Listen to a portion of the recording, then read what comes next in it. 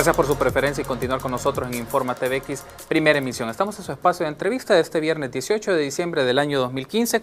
Como les había anticipado hace unos instantes, el tema que vamos a abordar en esta oportunidad es la aprobación de ley de probidad. Para hacerles una contextualización, en la noche del pasado miércoles, con 47 votos a favor, 45 de forma electrónica y 2 a mano alzada, se aprobó la ley de probidad, la cual se venía discutiendo con mayor intensidad desde el segundo semestre del año. Los partidos FMLN, Gana y PCN brindaron sus votos para la aprobación, pero Arena votó en contra de la propuesta y el PDC se abstuvo. El dictamen 20, que contenía el proyecto de ley de probidad, finalizó su estudio en la comisión a inicios de la tarde de ese miércoles y luego fue aprobada en la noche en el plenario. Para ver los detalles de la composición de esta normativa aprobada hace un par de días por la Asamblea Legislativa, nos acompaña la diputada Jacqueline Rivera del FMLN y diputada de la Comisión de Legislación y Puntos Constitucionales. Bienvenida, diputada. Gracias por su tiempo y estar con nosotros en Informa TVX. Muchas gracias, Carlos, y un saludo a la audiencia de este bello canal. Gracias, muy amable por su tiempo y estar con nosotros. Creo que es importante este espacio para aclarar y poner en perspectiva crítica de nuestros amigos y amigas de la audiencia de lo que se ha aprobado en la Asamblea Legislativa respecto a la ley de probidad. Y justo me gustaría iniciar con esto, diputada Rivera. ¿Cuáles son los elementos primordiales que ofrece esta ley de probidad a la investigación en el patrimonio de los funcionarios públicos, considerando que las normativas, en el caso de la ley de enriquecimiento ilícito, databa de los finales de los años 50, entonces ha pasado mucho tiempo y esta ley se había quedado obsoleta a las circunstancias actuales? Bueno, mira, hemos aprobado un instrumento que, como toda ley, es perfectible en el tiempo. Nada es perfecto. En la medida que va evolucionando la sociedad, y las leyes se van mejorando. Hoy hemos aprobado una ley que, a mi juicio, agrega 4 cosas que no tiene la actual ley. Y después quizás vamos a evacuar las dudas que surgen en las redes sociales, que vale la pena explicarlo. En primer lugar, tenemos una ley que le da facultades a la sección de probidad por ley. Actualmente la ley de enriquecimiento ilícito no le da facultades a la sección de probidad, sino que es una función que le atribuye a la Corte en pleno. Es decir, la Corte le quita o le da facultades. Si ustedes recuerdan, en el año 2005, cuando la sección se atrevió en esa época a querer investigar o verificar la información que se había presentado de toda la administración de Francisco Flores, la Corte en pleno por mayoría le quitó esa facultad y la anuló. Hoy en la ley se dejan establecidas las facultades. En primer lugar, que puede verificar la información, que puede constatar si lo que le han dicho existe o no existe. Puede iniciar investigaciones de oficio, es decir, puede incluso pedir información a cualquier persona natural o jurídica. Está obligada la sección de probidad, incluso si hay alguna denuncia ciudadana, a iniciar la investigación. Eso es un punto que a mi parecer, no obstante que la sección por constitución va a seguir dependiendo de la Corte Suprema de Justicia, pero este es un dato muy relevante que le da más autonomía. Segundo aspecto es que se regula y que la actual ley no tiene. La actual ley de enriquecimiento ilícito inicia un juicio civil de enriquecimiento ilícito, pero ese juicio civil de enriquecimiento ilícito solo se circunscribe a aquellos bienes que el servidor público incrementó producto de habérselo robado a la hacienda pública.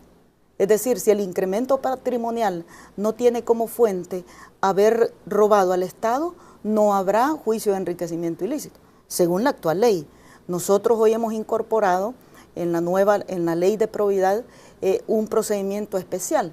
Lo amarramos con la ley de extinción de dominio. Si ustedes se recuerdan, allá por el año 2012 aprobamos la ley de extinción de dominio que establece procedimientos para que el Estado pueda traer aquellos bienes cuyo incremento no se pueda justificar, más allá si la fuente es narcotráfico, crimen organizado, lavado de dinero, soborno, dádiva, todo lo que tiene que ver con aspectos de corrupción y de criminalidad.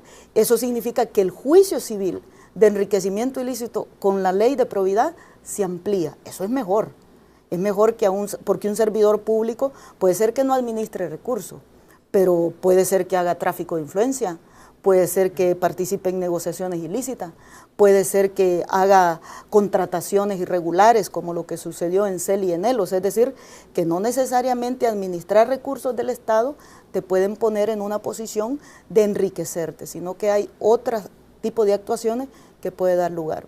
Un tercer elemento que a mi juicio es relevante En el país se nombran servidores públicos a veces por tiempo indeterminado. No a veces, así es. Por ejemplo, los jueces de paz de primera instancia, los magistrados de cámara, fiscales, incluso algunos mandos medios que hoy están obligados por ley a declarar, se eligen por tiempo indeterminado. La actual ley de enriquecimiento ilícito dice que tú estás obligado a presentar tu declaración patrimonial cuando tomas posesión y cuando cesas en tus funciones. El problema es que estos cargos que son por tiempo indefinido pueden durar 15, 20, 25, 30, hasta 40 años, hasta que se jubila el funcionario, y no hay manera de que el Estado pueda ejercer algún nivel de contraloría respecto a tu patrimonio. Mire, aquí hay jueces y magistrados que son millonarios y los sueldos no se justifica, los ingresos, los emolumentos que recibe legalmente no se justifica con el patrimonio o la vida ostentosa que lleva. Entonces, hoy hemos puesto en la ley de que esos funcionarios que se nombran de manera indeterminada declaren su patrimonio cada 3 años. Cada 3 años deberá de rendirle cuentas al pueblo para mostrar si su patrimonio no se ha incrementado de manera injustificada o si no está enriqueciéndose producto del narcotráfico, que son los más expuestos para poder ser infiltrados, o del crimen organizado. Y hay un cuarto elemento que tiene la ley, que la actual ley es bien risible, es el tema de sanciones. Nosotros hemos establecido que una persona, fíjate, y yo ahí hago algunas aclaraciones por lo que se ha dicho. Actualmente tú puedes pagar en concepto de multa hasta $500. Es lo más que usted puede pagar si no presenta declaración, si la presenta con datos inconsistentes o si la presenta de forma tardía. Es decir, eso es lo único. Y te inician tu juicio de enriquecimiento ilícito, que ya dije que si no te demuestran que tu incremento patrimonial tiene como fuente la hacienda pública, no te van a quitar nada. Entonces, nosotros hemos dicho, mire, un servidor público que va a ser fiscalizado por esta ley puede pagar hasta 40 salarios mínimos por no presentar la declaración o por declarar tardíamente o por presentarla con inconsistencia. Pero además, si de la ocultación que se haga de toda la información se advierte de que posiblemente se hayan cometido algún delito, de inmediato le notifican al fiscal general de la República. ¿Para qué? El fiscal inicie 2 acciones. Uno, la investigación penal, para determinar si tu incremento, por tu negativa de presentar la declaración o no haberlo justificado, deviene de un delito. Y 2, para que el fiscal inicie de inmediato la extinción de dominio en los juzgados pertinentes. O sea, a mí me parece que esos 4 elementos son sustanciales y que le dan una herramienta más efectiva a este tema de la probidad pública. Justo hace un par de días estuvo en este espacio de entrevista con nosotros la diputada Alejandrina Castro del Grupo Parlamentario de Arena, y uno de los aspectos que salió en ese momento de entrevista, diputada, era el punto del rol que iba a tener la sección de probidad. La discusión, entiendo que en la propuesta de proyecto de ley que presentó el Grupo Gestor era con la figura de una dirección, más se mantuvo la figura de, como está ahora, ¿no?, de sección, solo para efectos.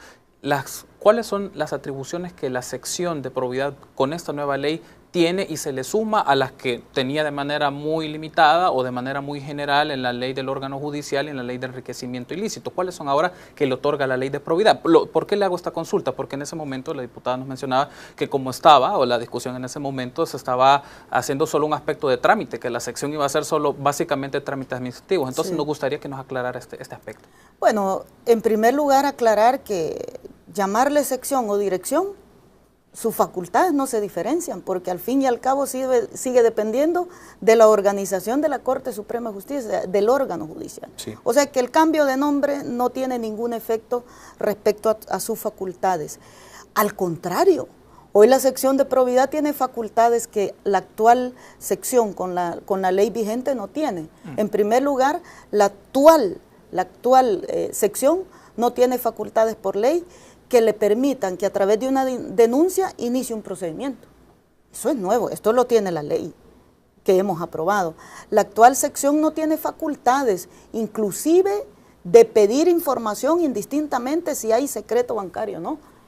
Esto que hemos aprobado sí los tiene. Es decir, si alguien quiere asombrillarse a que no va a develar las cuentas de ahorro haciéndose, digamos, o protegiéndose en la ley del secreto bancario, no hay esa posibilidad.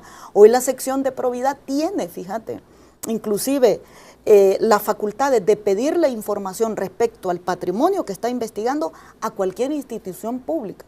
Y si esa institución pública no lo presenta, lo puede sancionar.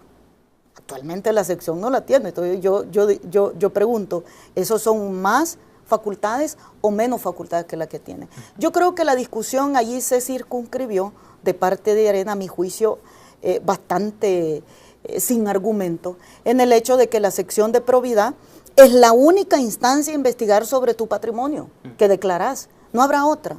¿Cuándo interviene la sala de lo civil, que es la que hemos puesto, que es la que va, donde va a llegar la información de la sección de probidad? Solo para imponer la sanción, solo para analizar la prueba que ya la sección de probidad verificó. La sala de lo civil no investiga, la sala de lo civil no verifica la información. La única instancia encargada por ley a verificar si lo que se le ha expresado en ese documento que se llama declaración es real o es falso, es la sección de probidad. Es decir, que quien determina si una persona se ha incrementado su patrimonio de manera injustificada o no ha sustentado bien su información es la sección de probidad. Hay algunos que cuestionan y dicen, mire, ¿por qué no lo hace la Corte en pleno? ¿Por qué la sala de lo civil? Y hay argumentos que no son válidos. El artículo 240 de la Constitución, inciso 3, para ser específico, dice que la Corte Suprema de Justicia tomará las providencias para comprobar y verificar el patrimonio de los servidores públicos. La Corte Suprema de Justicia, no dice la Corte en pleno, como se ha querido hacer ver que es una facultad que se le da a la Corte en pleno verificar eso, no. La Corte Suprema de Justicia tomará las providencias.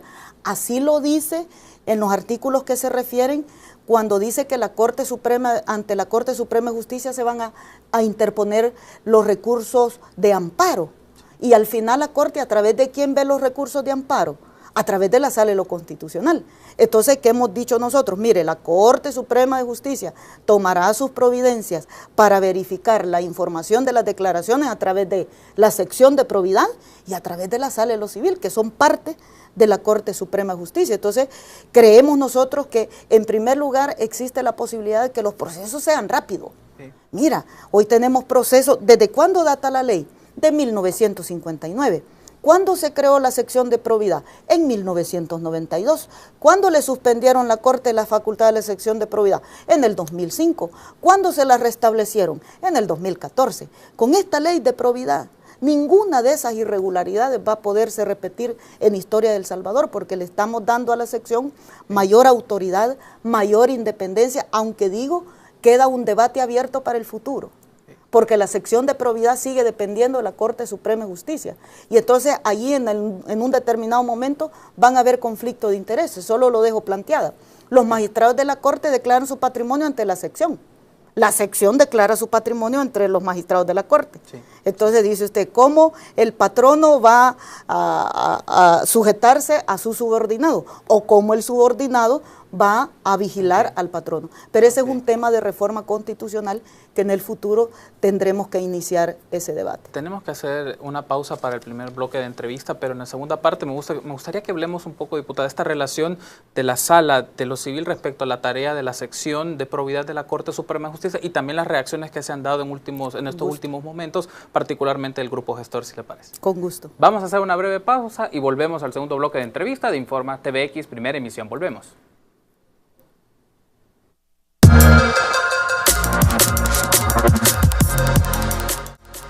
Gracias por continuar con nosotros. Estamos en su espacio de entrevista, en el segundo bloque de este espacio de entrevista, viernes 18 de diciembre del año 2015. Está con nosotros la diputada Jacqueline Rivera, diputada de la Comisión de Legislación y Puntos Constitucionales por el Grupo Parlamentario del FMLN. Estamos hablando de la aprobación de la Ley de Probidad. Diputada, me gustaría que hablemos ahora un poco de la relación, o más bien las competencias que tiene la Sala de lo Civil respecto a la tarea que le otorga la Ley de Probidad. Y uno de los puntos que estaba en discusión, en debate, era por qué a la Sala de lo Civil, por qué, y entraba en este punto es ¿por qué no la Corte en pleno y sí la Sala de lo Civil? ¿Por qué en la Sala? Porque se alegaba también de los perfiles de las personas, los magistrados que van a estar en esta sala para ver esto. Si nos puede aclarar un poco Bueno, en primer lugar, a los salvadoreños y salvadoreñas que nos ven, decirles, la Corte Suprema de Justicia está conformada en 4 salas: Sala de lo Constitucional, Contencioso Administrativo, Penal y Civil.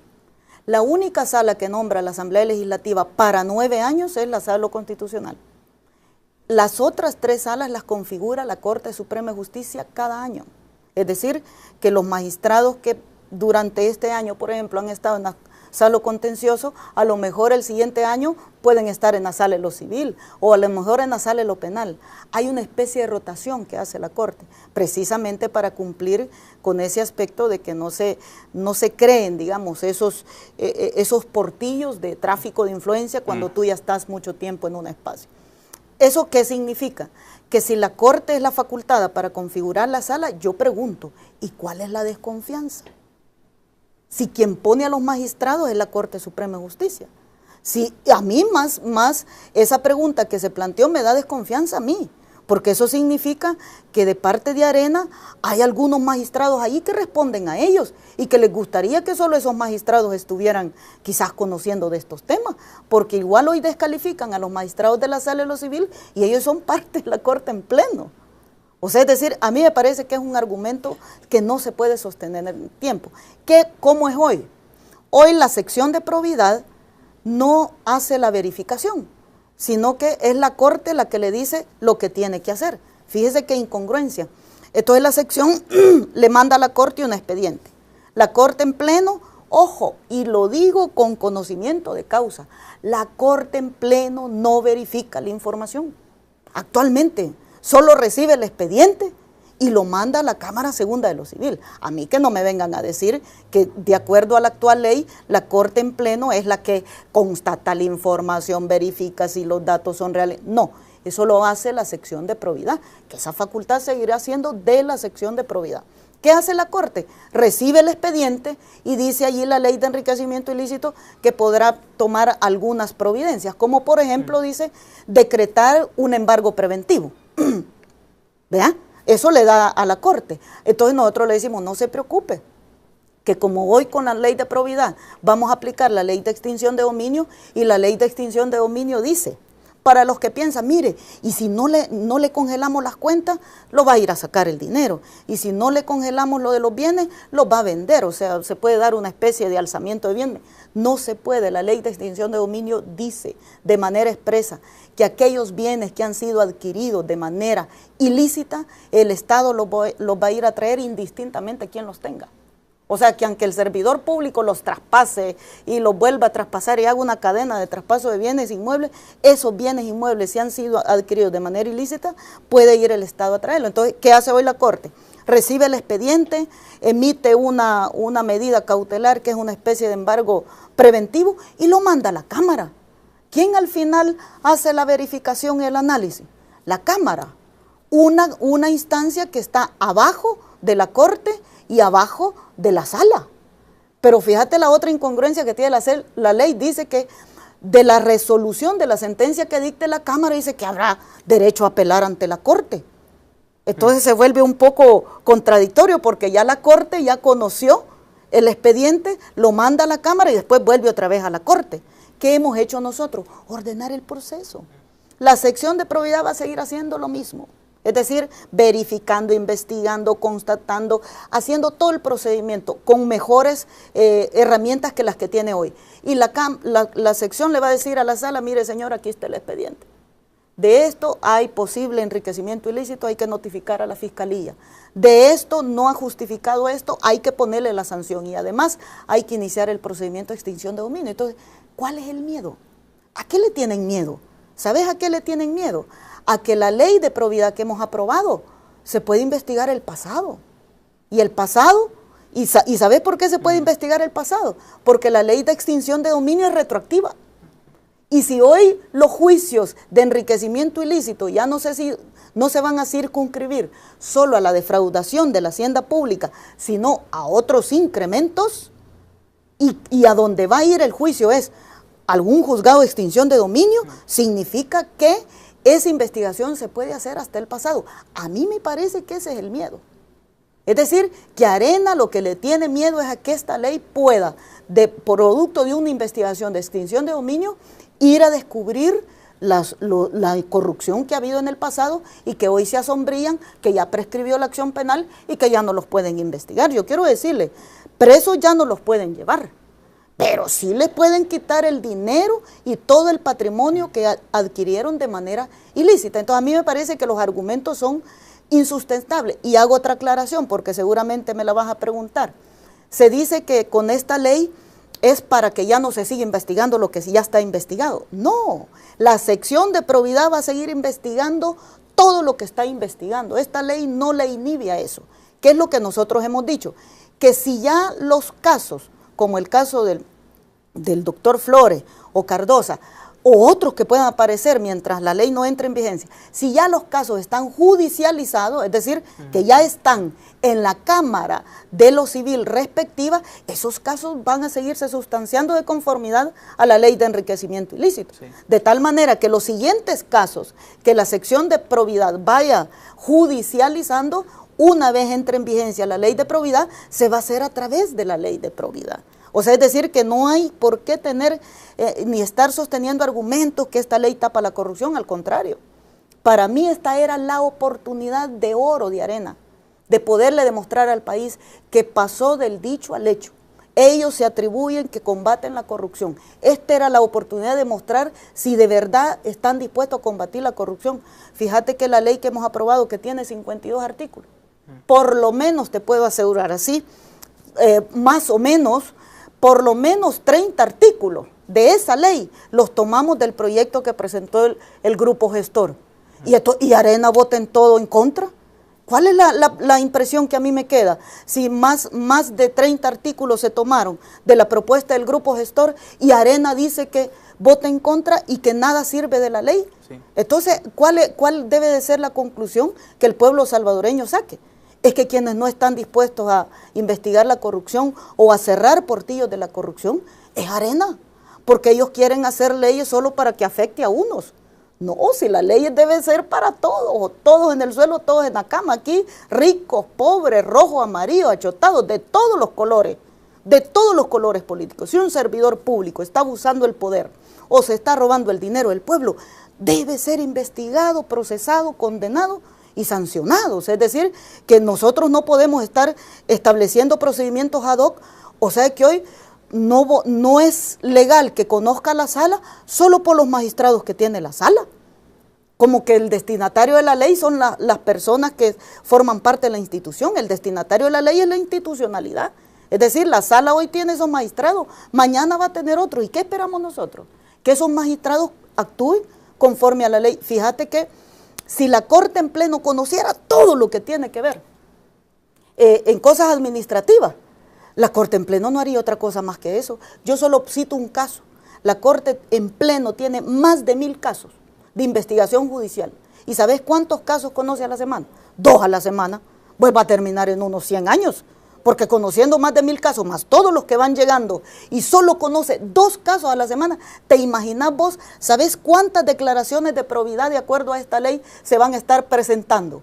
Un poco más de 25,000 declaraciones. ¿Y en cuánto tiempo la Corte en pleno?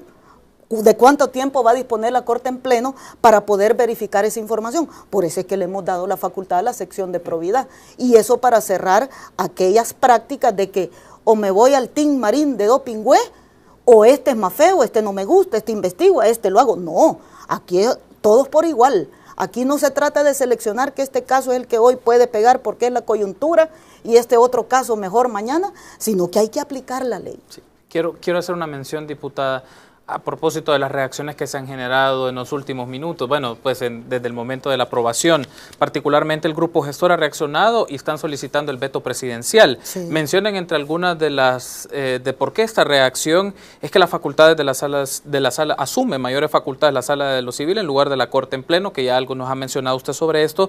También se suprime por completo, es lo que se menciona, el juicio civil por enriquecimiento ilícito y no se reúnen los elementos suficientes según los compromisos internacionales. ¿Cuáles son las reacciones que le merece ante esta contraargumentación del grupo gestor? 1. hoy sí cumplimos con los convenios internacionales, porque la ley de